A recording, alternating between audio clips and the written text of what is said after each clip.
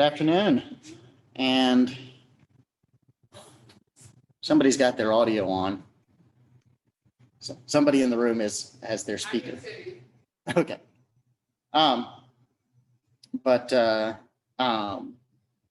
Welcome to a very special real property lecture.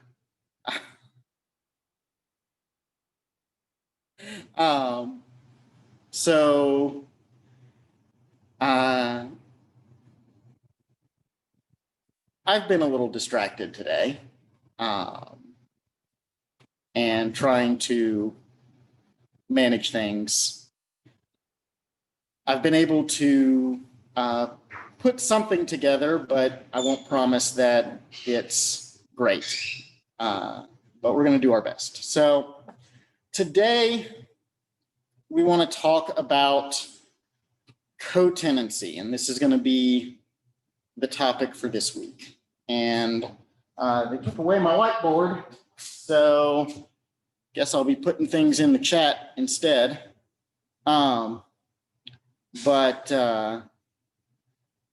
we're going to talk about the 4 unities of co-tenancy, where they come from, how they interact, how we determine if they're present. And then on Thursday, we're going to talk about the ways that you can break co-tenancy.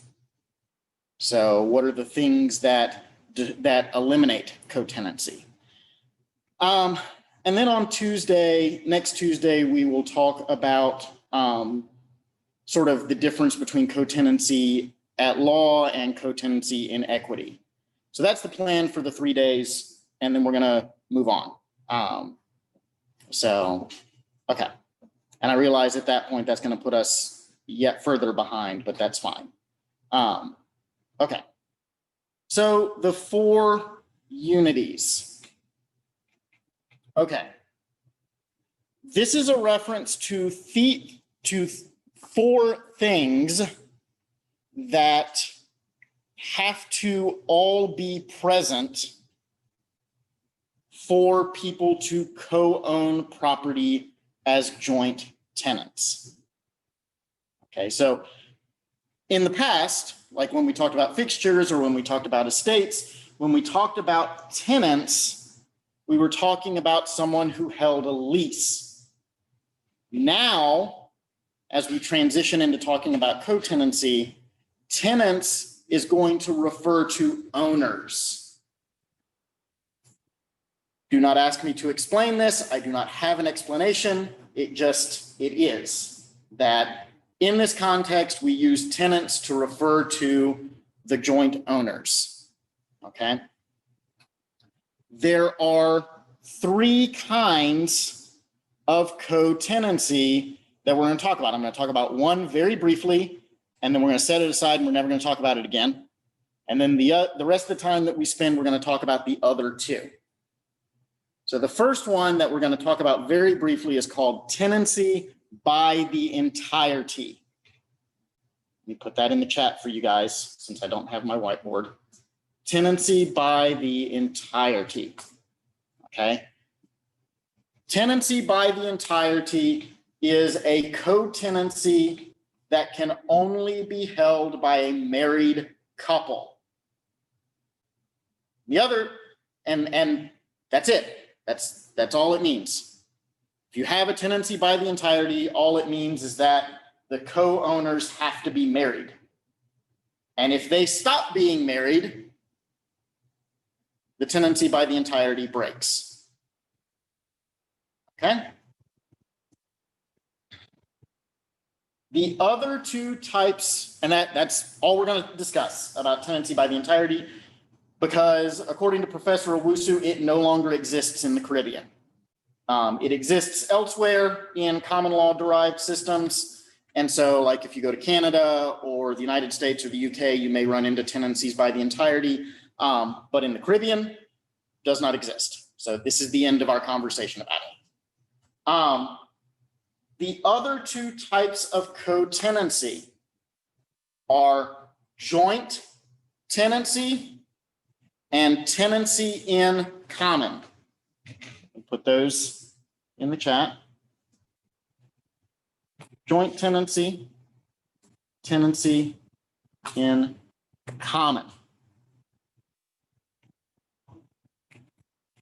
Joint tenancy requires all four unities. All four unities. Tenancy in common only requires one. Now, at this point, you're going, what are these four unities? He keeps mentioning these four unities. What are they? Here they go. Okay. Four unities. Unity of possession, unity of interest, unity of title, and unity of time. So, Travis, you remember, I don't know, I guess about a month ago, you asked me if it was possible to have multiple people owning an estate. I told you that we would get to that. We're getting to it now, right? So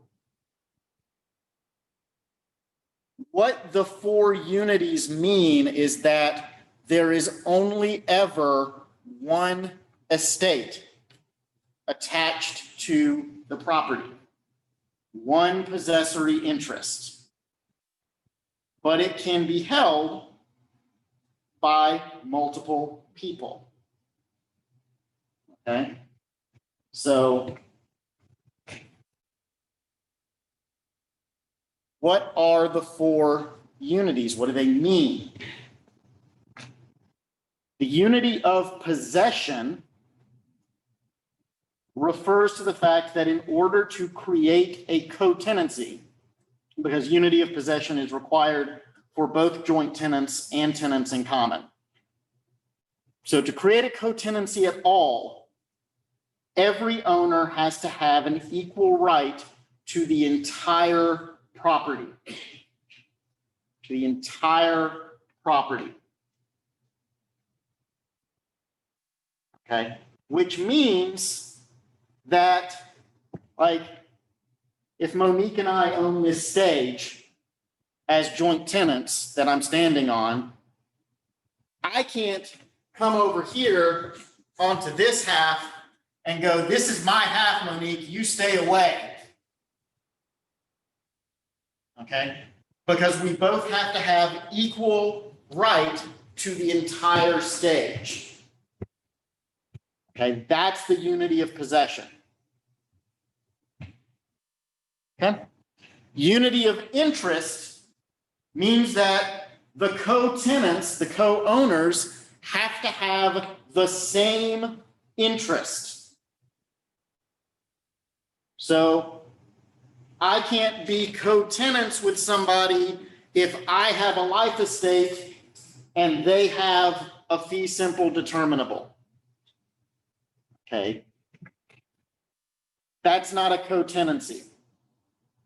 In fact, it's probably void. Because it's two possessory interests for the same piece of property.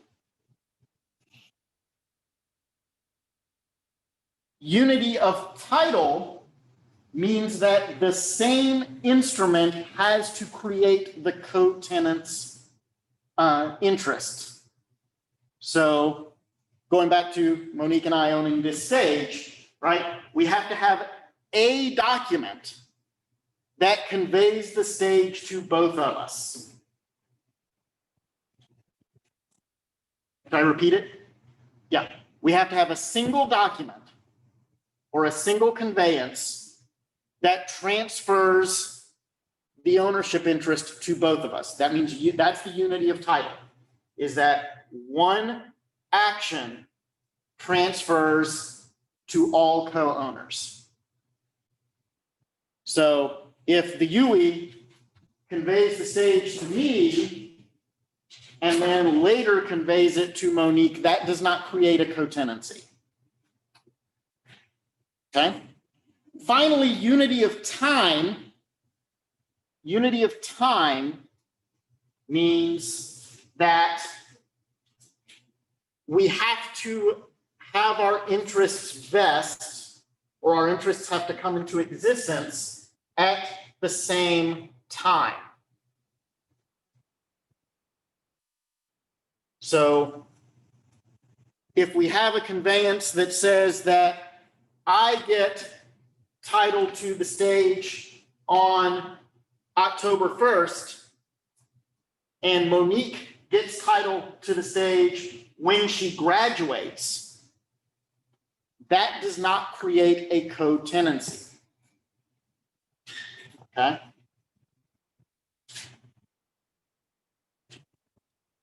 So let's work through these with a couple of examples, right? Let's start with the unity of possession. Okay?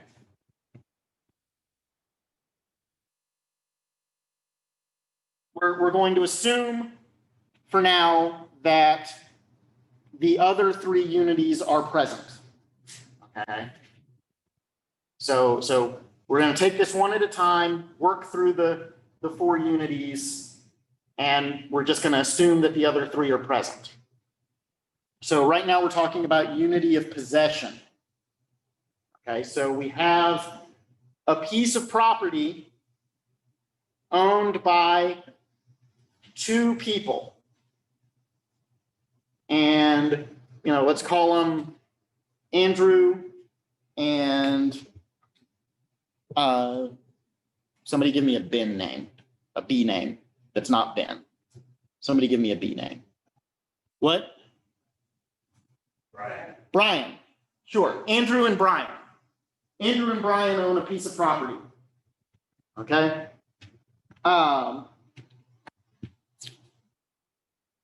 Andrew builds a fence across the property. Is there still unity of possession? We'll keep Bruce in mind for the next one. Andrew builds a fence across the property. Is there still unity of possession? Why not? Assuming the person of the fence is from going on to the other side of the fence, they do not have full access to the inside land. So I would see.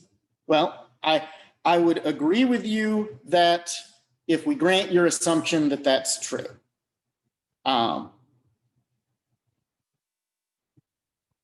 And so if you were to say that on an exam, I would go, sure, right? Sure. But did the facts that I give you include that assumption? No. So if we take away the assumption, do you have unity of possession? Okay, why? Because it didn't say that, okay, now you can't come and go, it's there. You can open the fence, you can take under it, you can come on, so that, but there is a fence there. Right. That's absolutely right. Okay.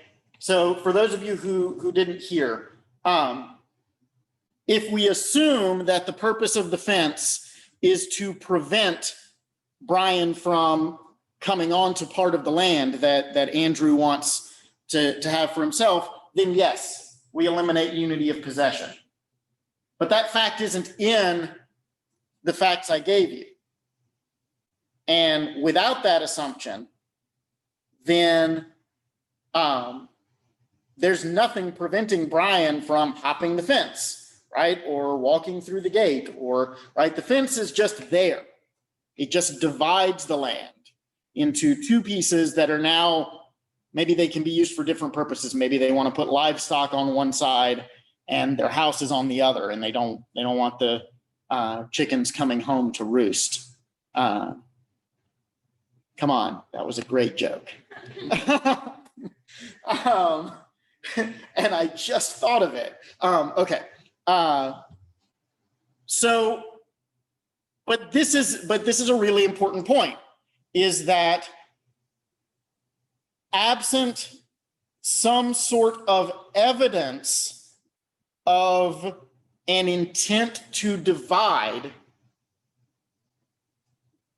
one co-tenant, right, one joint tenant cannot dispossess the other. Yeah. But okay, so for the same thing like how a child is an objective thing on how it's specific functions of it.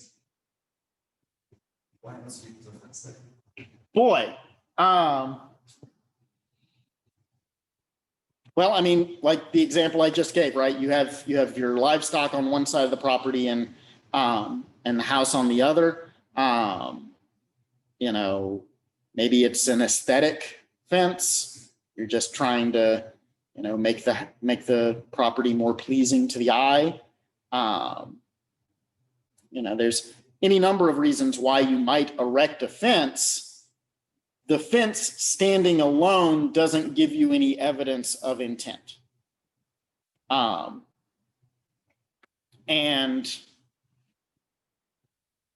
absent that evidence of intent, you're not going to eliminate the joint tenant, the unity of possession.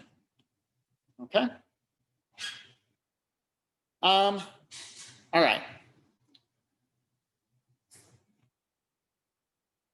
Now,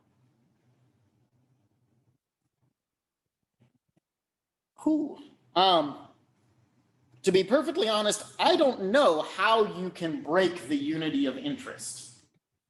It's either there or it's not, right? Either the conveyance conveys the same interest to all the co-owners or it doesn't.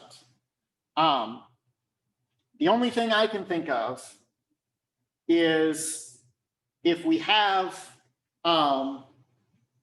Abigail, Bruce, and Charlie, who own a piece of property as joint tenants, and Charlie gives a life estate to Daniel. Now, Abigail, Bruce, and Charlie don't all have the same interest. That's the only thing I can think of that might break the unity of interest. Actually, I think it does. I think it does. I think it does break the unity of interest. Okay. Sure. You have A, B, C, and D, right? Abigail, Bruce, Charlie, and Daniel. Abigail, Bruce, and Charlie own a piece of property as joint tenants. We have the 4 unities in place.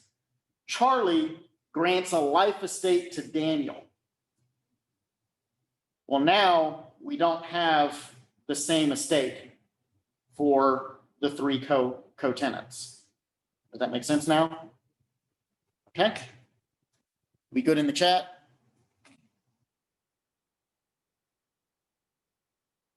Right, Adrian, I think that's right. I think that's right that, and we're going to talk about that in more detail on Thursday, right? If you break one of the 4 unities, if you break one of the 3 unities that is not required for a tenancy in common, you convert your joint tenancy to a tenancy in common. And we'll talk more about that on Thursday when we talk about severance. But I agree with you that you can't break unity of interest with a joint tenancy, because if you break it, you don't have a joint tenancy anymore. Can you just repeat that last thing that you said? Break one of the. Sure. So there's 4 unities. Okay.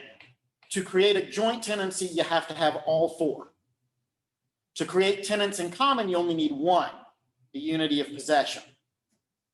So if you have a joint tenancy, right, where you have all 4 unities present, and you break one of the other 3, the unity of interest, the unity of title, or the unity of time, you convert the joint tenancy to a tenancy in common.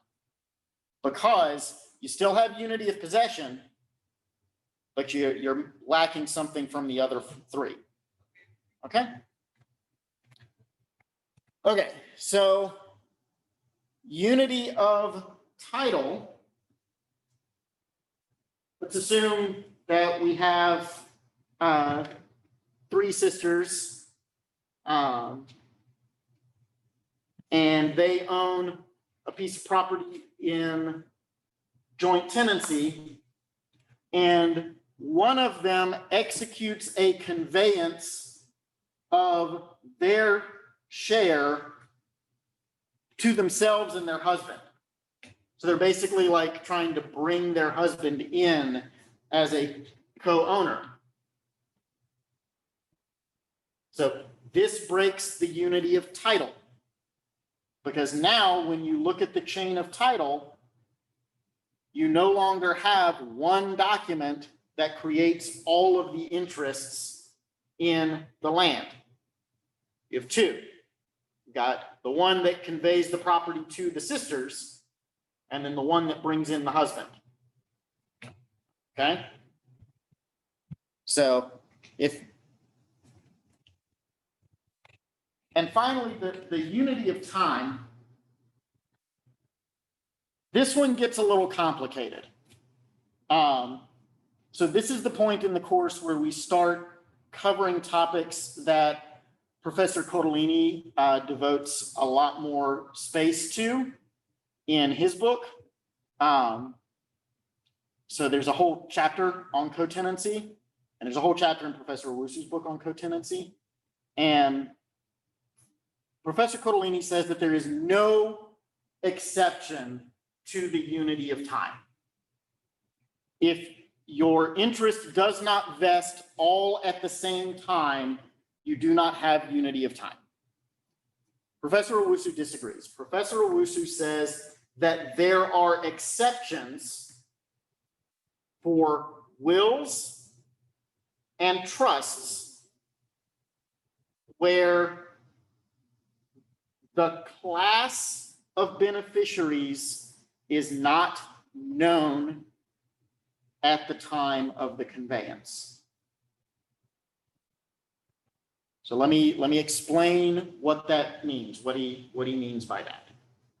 Okay, he says that a conveyance to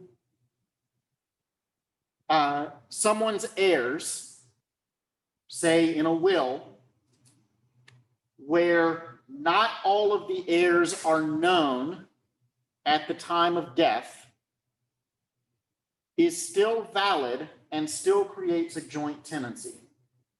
So here's the classic example. Okay. Johnny goes off to war and he gets a letter while he's in the army camp from his girlfriend, Susie. Johnny, I'm pregnant. Then he gets killed. But before he's killed, he executes a will in favor of his heirs. And then after he's killed, his child is born. The child inherits, even though they didn't exist at the time of death.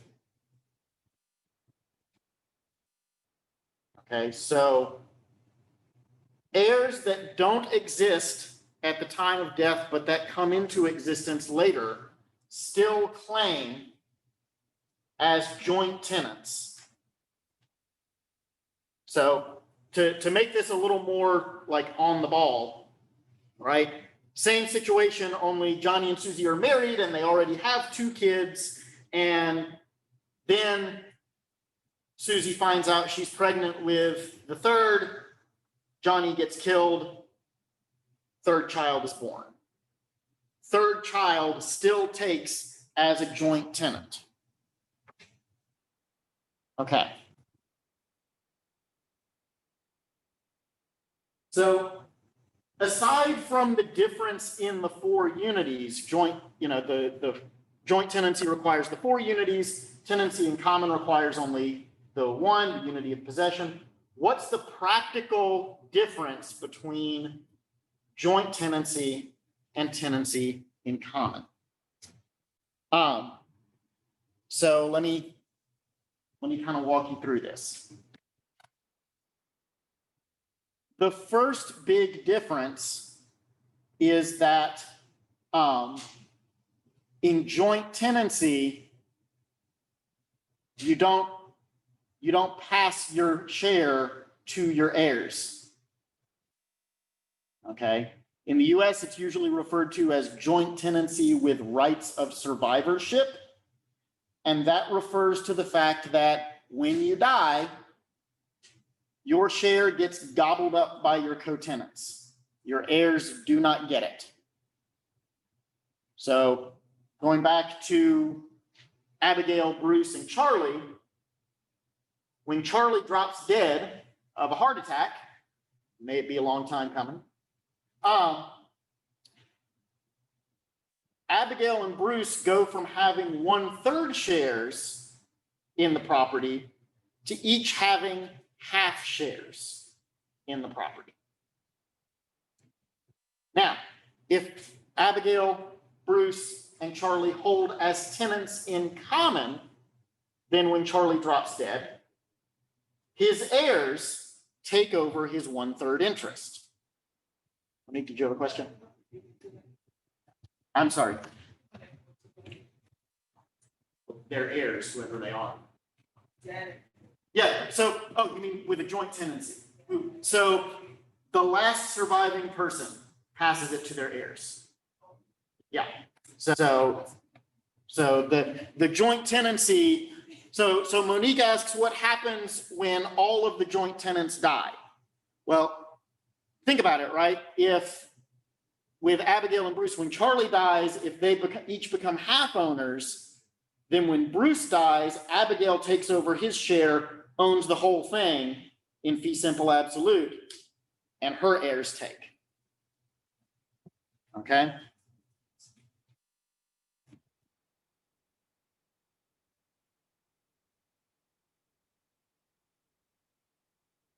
Yes, no, that's absolutely right. The right of survivorship is basically everywhere. Basically everywhere. In the US, we refer to joint tenancy specifically with the right of survivorship, just to sort of be clear about what we're getting out of it, but you don't, it's not necessary.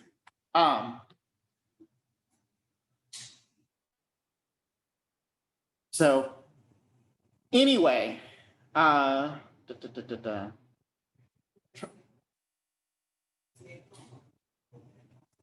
right, with tenancy in common, the fractional shares pass to heirs. Okay. So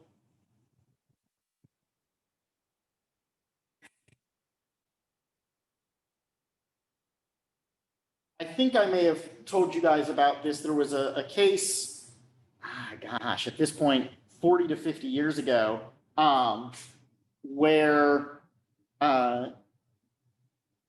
the Indian tribes in the United States had their reservations sort of converted into private ownership, taken away from the tribe and given to specific members, and then fractionated because they were held as they were passed down as tenancy in common and fractionated among all the heirs, to the point where people were owning 1,000th of 1% of a piece of property. And there was a question as to whether the state could just sort of take all of these interests and like try and lump them back together. And how the case came out is not really that important, but the key piece of this is that that's one of the downsides of tenancies in common. You do get to pass your fractionated shares. Okay, so Abigail, Bruce, and Charlie can each pass their 1/3 shares to their heirs. But then if Charlie has 3 heirs, each of those take 1/9 of the property.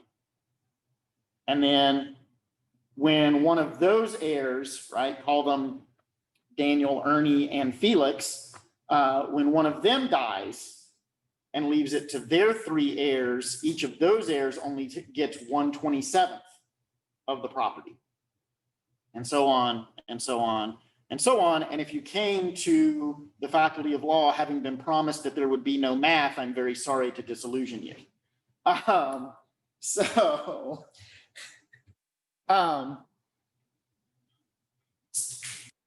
So these are the major differences between the joint tenancy and the tenancy in common and it really comes down to the right of survivorship, okay? In addition to the right of survivorship, joint tenants have to act jointly, which means that they have to all agree on something or it doesn't happen. Or what happens is they break the joint tenancy, right? And we'll talk about that on Thursday. But basically, like, if you're buying a piece of property and it's held in joint tenancy, you better get every tenant to sign that deed at closing, or you may not own it, or you may only own a piece of it as tenants in common, okay? Let's see. What else did I want to cover here?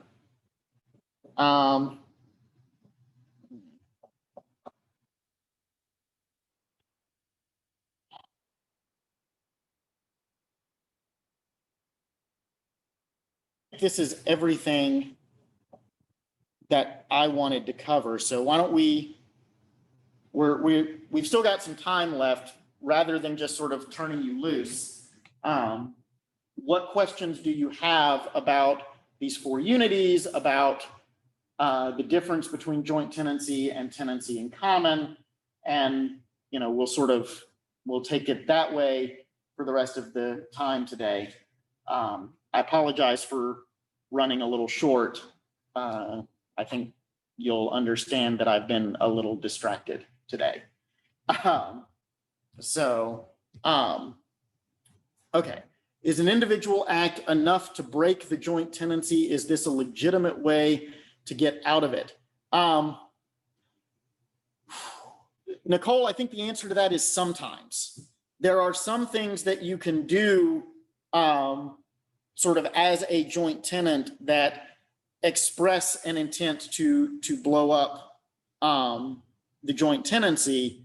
But then there are other times where singular action isn't enough. And we'll talk about that in more detail on Thursday. I would talk about it now, but to be perfectly frank, I'm not prepped for it.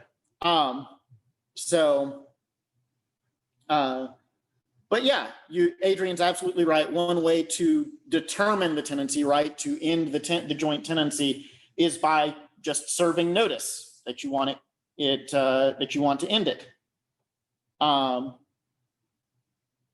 Okay. You guys are posting in the chat a little faster than I can answer, and that's fine. I'm going to make sure I want to make sure I get to everyone. So Regina asks, can we repeat what we said about both joint tenants having to sign for something to take place? So joint tenants cannot act alone to transact the property. Okay.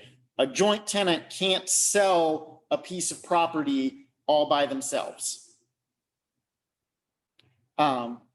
Because they both own the whole estate together. It's basically, this is a dangerous analogy, but it sort of, if it helps you understand. Basically, if you're holding property as joint tenants, you have created this sort of weird corporate form of me and you. And we now have to act as a unit with regard to this property because we own it as a unit.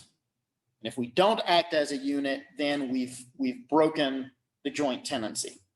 Okay, so I think that answers your question, Regina. And okay, great. Ashley, you said that you're asking that tenants in common don't have to act jointly. That's absolutely right. If you hold property as tenants in common, you can sell your share, you can transfer it, you can do whatever. The only issue is you have to keep that unity of possession. So you have to be able to provide access to the entire property to all the tenants in common.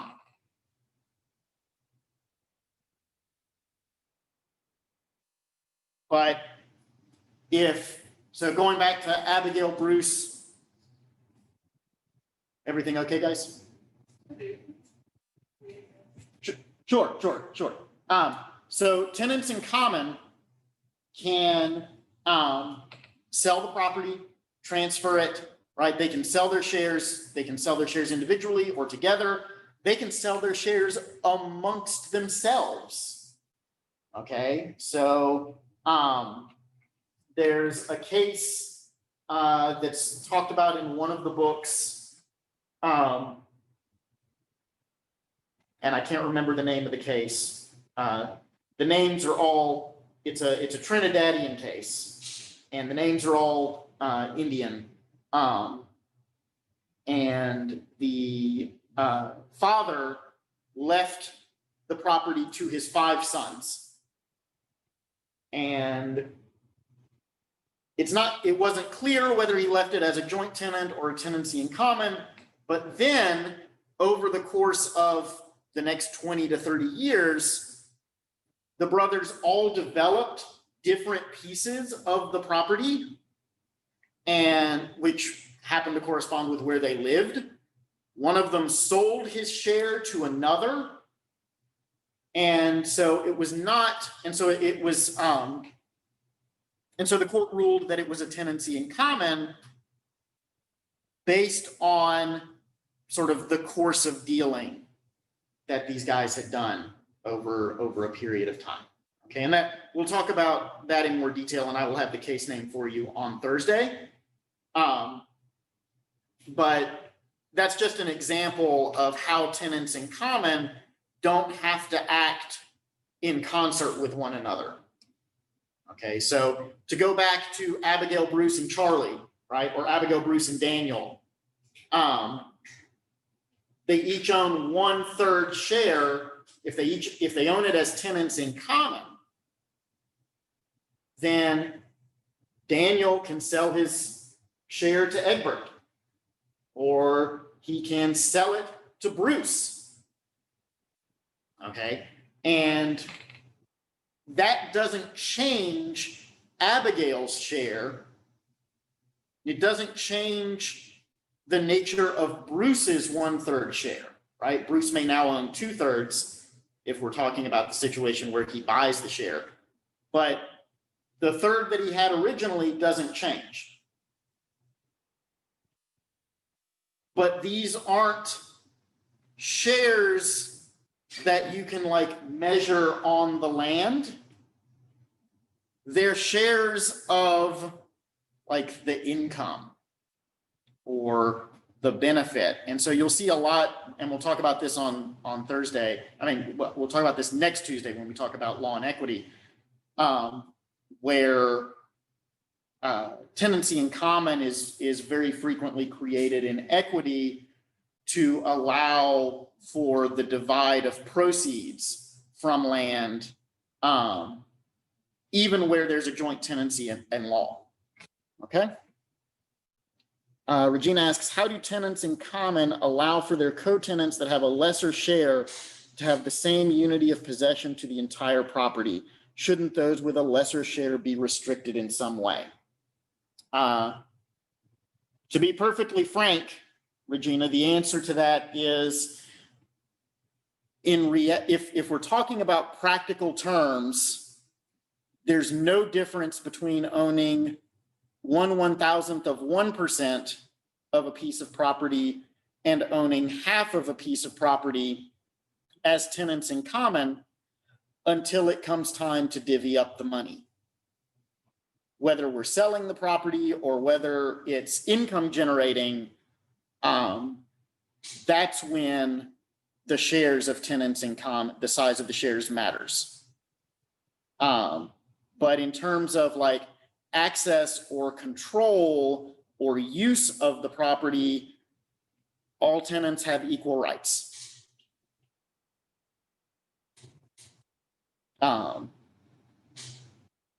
So, okay. What other questions are there?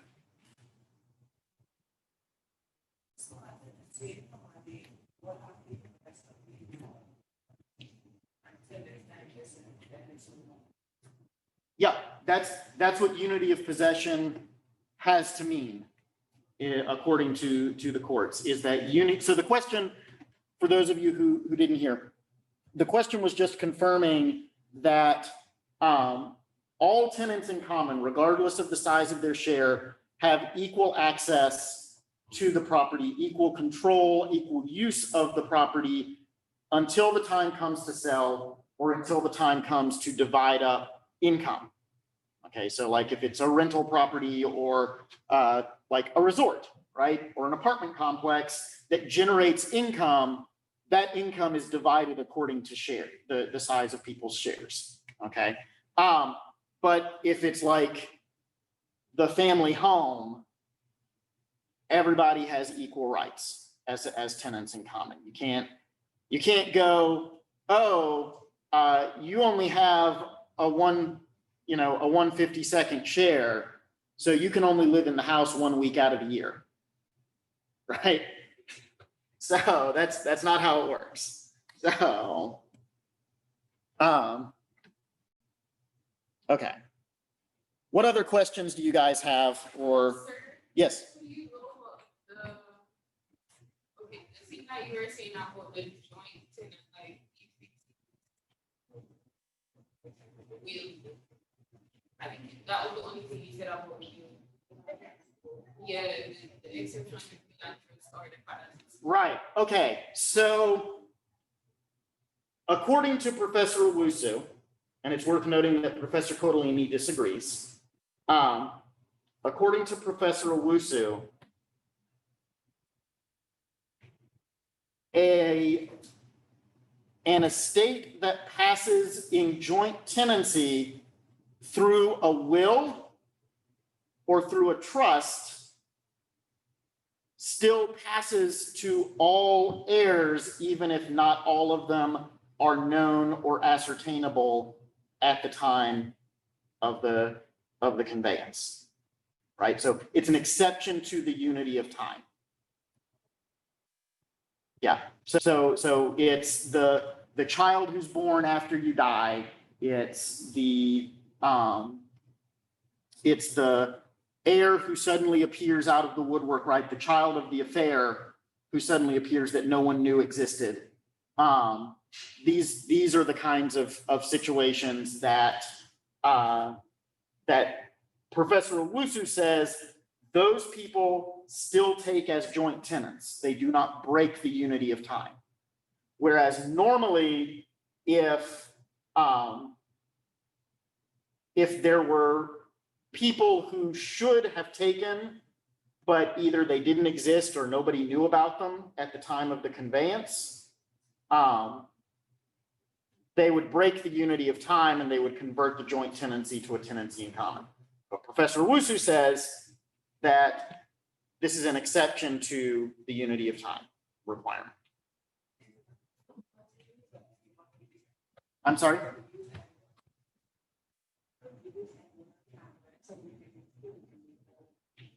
Yeah. Both of those books are acceptable. I note the disagreement so that you guys sort of, like, if you're only reading the Cotolini, this is a wrinkle that you should be aware of, that there's this additional thing that Professor Owusu says. Okay, so okay, so what other questions are there? Yeah. A unity of title? Yeah. Sure. So the question is, how do you break unity of title? And the answer is you bring another conveyance into the party. So you've got 3 sisters who all own a piece of property as joint tenants, and then one of them conveys the property to her and her husband, right? Tries to bring her husband in as a co-tenant. That breaks unity of title because now the question for unity of title is, can I look at one document to find all the co-tenants? If the answer is yes, you have unity of title. If you need a second document to identify some of the co-tenants, you've broken unity of title.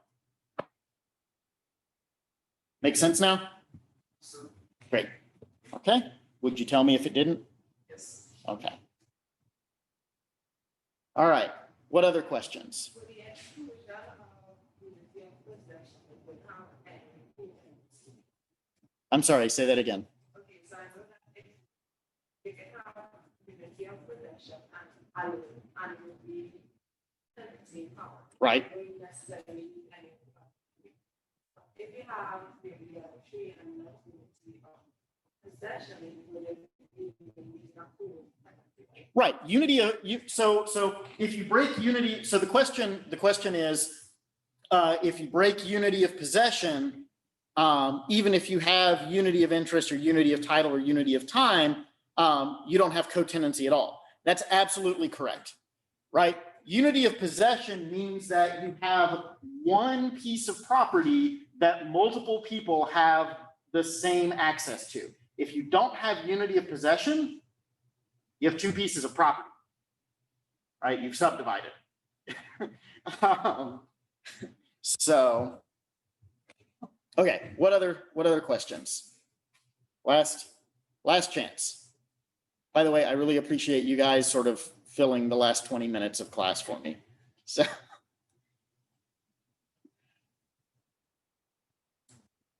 okay. Going once? Going twice? All right. I'll see you guys later. I'll see some of you tomorrow. The rest of you I'll see on Thursday. And yeah, take care and bye.